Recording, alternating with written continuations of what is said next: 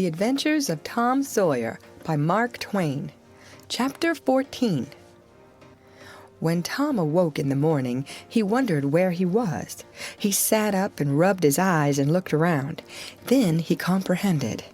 It was the cool gray dawn, and there was a delicious sense of repose and peace in the deep, pervading calm and silence of the woods. Not a leaf stirred, not a sound obtruded upon great nature's meditation. Beaded dewdrops stood upon the leaves and grasses. A white layer of ashes covered the fire, and a thin blue breath of smoke rose straight into the air. Joe and Huck still slept. Now, far away in the woods, a bird called. Another answered. Presently, the hammering of a woodpecker was heard.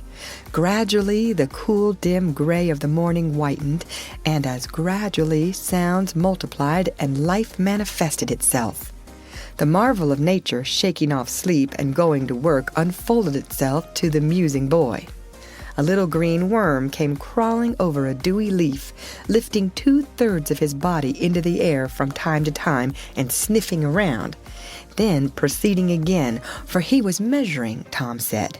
And when the worm approached him of its own accord, he sat as still as a stone, with his hopes rising and falling by turns as the creature still came toward him or seemed inclined to go elsewhere. And when at last it considered a painful moment with its curved body in the air, and then came decisively down upon Tom's leg and began a journey over him, his whole heart was glad, for that meant that he was going to have a new suit of clothes, without the shadow of a doubt, a gaudy piratical uniform. Now a procession of ants appeared, from nowhere in particular, and went about their labors. One struggled manfully by with a dead spider 5 times as big as itself in its arms, and lugged it straight up a tree trunk. A brown-spotted ladybug climbed the dizzy height of a grass blade, and Tom bent down close to it and said, "Ladybug, ladybug, fly away home. Your house is on fire, your children's alone." And she took wing and went off to see about it, which did not surprise the boy, for he knew of old that this insect was credulous about conflagrations, and he had practiced upon its simplicity more than once. A tumblebug came next, heaving sturdily at its ball, and Tom touched the creature to see it shut its legs against its body and pretend to be dead. The birds were fairly rioting by this time. A catbird, the northern mocker, lit in a tree over Tom's head and trilled out her imitations of her neighbors in a rapture of enjoyment. Then a shrill jay swept down, a flash of blue flame, and stopped on a twig almost within the boy's reach, cocked his head to one side, and eyed the strangers with a consuming curiosity. A gray squirrel and a big fellow of the fox kind came scurrying along, sitting up at intervals to inspect and chatter at the boys, for the wild things had probably never seen a human being before and scarcely knew whether to be afraid or not. All nature was wide awake and stirring now.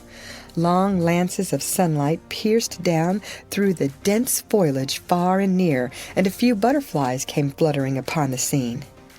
Tom stirred up the other pirates, and they all clattered away with a shout, and in a minute or two were stripped and chasing after and tumbling over each other in the shallow, limpid water of the white sandbar.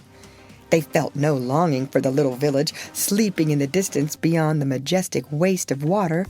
A vagrant current or a slight rise in the river had carried off their raft, but this only gratified them, since its going was something like burning the bridge between them and civilization. They came back to camp wonderfully refreshed, glad-hearted, and ravenous, and they soon had the campfire blazing up again. Huck found a spring of clear, cold water close by, and the boys made cups of broad oak or hickory leaves, and felt that water, sweetened with such a wildwood charm as that, would be a good enough substitute for coffee. While Joe was slicing bacon for breakfast, Tom and Huck asked him to hold on a minute. They stepped to a promising nook in the riverbank and threw in their lines. almost immediately they had reward. Joe had not had time to get impatient before they were back again with some handsome bass, a couple of sun perch, and a small catfish, provisions enough for quite a family. They fried the fish with the bacon and were astonished, for no fish had ever seemed so delicious before. They did not know that the quicker a freshwater fish is on the fire after he is caught, the better he is, and they reflected little upon what a sauce, open-air sleeping, open-air exercise, bathing, and large ingredient of hunger make too. They lay around in the shade after breakfast while Huck had a smoke, and then went off through the woods on an exploring expedition. They tramped gaily along over decaying logs, through tangled underbrush, among solemn monarchs of the forest, hung from their crowns to the ground with a drooping regalia of grapevines. Now and then they came upon snug nooks carpeted with grass and jeweled with flowers. They found plenty of things to be delighted with, but nothing to be astonished at. They discovered that the island was about 3 miles long and 1/4 of a mile wide, and that the shore it lay closest to was only separated from it by a narrow channel hardly 200 yards wide. They took a swim about every hour, so it was close upon the middle of the afternoon when they got back to camp. They were too hungry to stop to fish, but they fared sumptuously upon cold ham, and then threw themselves down in the shade to talk. But the talk soon began to drag, and then died. The stillness, the solemnity that brooded in the woods, and the sense of loneliness began to tell upon the spirits of the boys. They fell to thinking. A sort of undefined longing crept upon them. This took dim shape presently. It was budding homesickness. Even Finn the red-handed was dreaming of his doorsteps and empty hogsheads. But they were all ashamed of their weakness, and none was brave enough to speak his thought. For some time now the boys had been dully conscious of a peculiar sound in the distance, just as one sometimes is of the ticking of a clock, which he takes no distinct note of. But now this mysterious sound became more pronounced, and forced a recognition.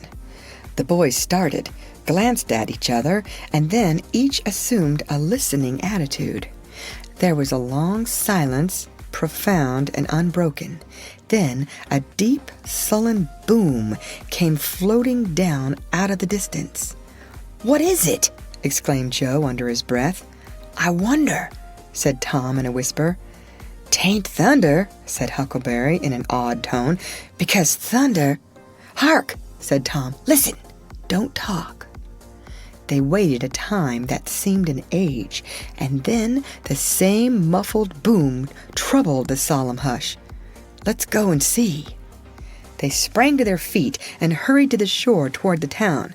They parted the bushes on the bank and peered out over the water. The little steam ferry boat was about a mile below the village, drifting with the current. Her broad deck seemed crowded with people. There were a great many skiffs rowing about or floating with the stream in the neighborhood of the ferry boat, but the boys could not determine what the men in them were doing. Presently a great jet of white smoke burst from the ferryboat's side, and as it expanded and rose in a lazy cloud, that same dull throb of sound was borne to the listeners again. "I know now," exclaimed Tom. "Somebody's drownded." "That's it," said Huck. "They done that last summer when Bill Turner got drownded. They shoot a cannon over the water, and that makes him come up to the top. Yes, and they take loaves of bread and put quicksilver in 'em and set 'em afloat, and wherever there's anybody that's drownded, they'll float right there and stop." "Yes, I've heard about that," said Joe. "I wonder what makes the bread do that." "Oh, it ain't the bread so much," said Tom. "I reckon it's mostly what they say over it before they start it out." "But they don't say anything over it," said Huck. "I've seen 'em, and they don't." "Well, that's funny," said Tom, "but maybe they say it to themselves. Of course they do. Anybody might know that." The other boys agreed that there was reason in what Tom said, because an ignorant lump of bread, uninstructed by an incantation, could not be expected to act very intelligently when set upon an errand of such gravity. "By jings, I wish I was over there now," said Joe. "I do too," said Huck. "I'd give heaps to know who it is." The boys still listened and watched. Presently, a revealing thought flashed through Tom's mind, and he exclaimed, "Boys, I know who's drowned. It's us!" They felt like heroes in an instant. Here was a gorgeous triumph. They were missed. They were mourned. Hearts were breaking on their account. Tears were being shed. Accusing memories of unkindness to these poor lost lads were rising up, and unavailing regrets and remorse were being indulged. And best of all, the departed were the talk of the whole town, and the envy of all the boys as far as this dazzling notoriety was concerned. This was fine. It was worth while to be a pirate after all. As twilight drew on, the ferry boat went back to her accustomed business, and the skiffs disappeared. The pirates returned to camp. They were jubilant with vanity over their new grandeur and the illustrious trouble they were making. They caught fish, cooked supper, and ate it, and then fell to guessing at what the village was thinking and saying about them, and the pictures they drew of the public distress on their account were gratifying to look upon, from their point of view. But when the shadows of night closed them in, they gradually ceased to talk, and sat gazing into the fire, with their minds evidently wandering elsewhere.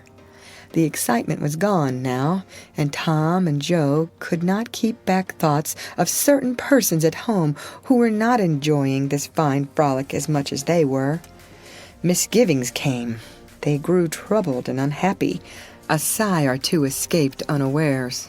By and by, Joe timidly ventured upon a roundabout feeler as to how the others might look upon a return to civilization. Not right now, but... Tom withered him with derision. Huck, being uncommitted as yet, joined in with Tom, and the waverer quickly explained and was glad to get out of the scrape with as little taint of chicken-hearted homesickness clinging to his garments as he could. Mutiny was effectually laid to rest for the moment. As the night deepened, Huck began to nod and presently to snore. Joe followed next. Tom lay upon his elbow motionless for some time, watching the two intently. At last he got up cautiously on his knees and went searching among the grass and the flickering reflections flung by the campfire. He picked up and inspected several large semi-cylinders of the thin white bark of a sycamore, and finally chose two which seemed to suit him. Then he knelt by the fire and painfully wrote something upon each of these with his red keel.